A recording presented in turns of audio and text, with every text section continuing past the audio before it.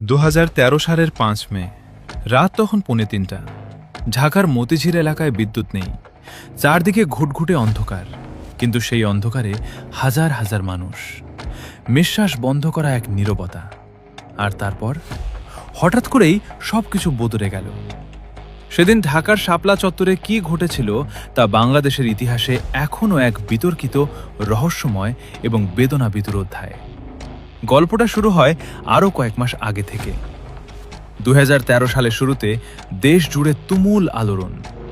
একদিকে শাহবাগে গণজাগরণ মঞ্চ, অন্যদিকে কওমি মাদ্রাসা ভিত্তিক সংগঠন হেফাজতে ইসলাম তুলেছে 13 দফা দাবি। ইসলাম অবমাননার বিচার চাই, নারী নীতির বিরোধিতা, ব্লাসফেমি আইন চাই। দুটি শক্তি, দুটি মেরু, আর মাঝখানে এক অস্থির রাষ্ট্র। 5 মে সকাল হতেই দেশের প্রতিটি কোণ থেকে মানুষ আসতে শুরু করে। চট্টগ্রাম, সিলেট, রাজশাহী, বরিশাল, পথে পথে বাধা, তবুও থামেনি মানুষ। লক্ষাধিক মানুষের পদভারে কেঁপে উঠেছিল ঢাকার রাজপথ। মতিঝিলের শাপলা চত্বর সেদিন পরিণত হয়েছিল এক জনসমুদ্রে। কিন্তু দিন গড়াতেই পরিস্থিতি ঘোরাটে হতে থাকে। রাজধানীর বিভিন্ন এলাকায় ছড়িয়ে পড়ে সংঘর্ষ, ভাঙচুর, অগ্নিসংযোগ। সন্ধ্যা নামার আগেই মঞ্চের সামনে আনা হয় দুজনের মরদেহ। উত্তেজনা তখন চরম। রাত গভীর হয়, সমাবেশস্থলে তখনও লক্ষাধিক মানুষ। মঞ্চ থেকে হেফাজতের নেতাদের উত্তেজনাপূর্ণ বক্তব্য চলছে। হঠাৎ পুরো এলাকার বিদ্যুৎ বন্ধ।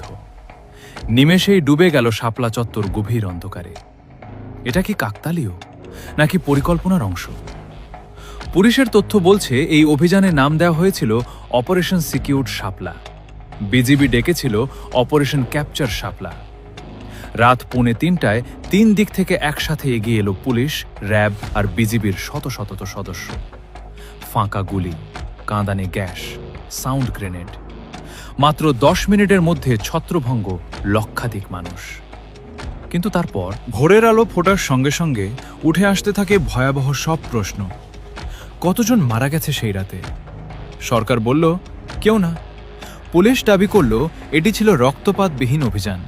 কিন্তু হাসপাতালে হাসপাতালে লাশ, কিন্তু স্বজনদের কান্না, কিন্তু সাংবাদিকদের ক্যামেরায় ধরা পড়া সেই মুহূর্তগুলো।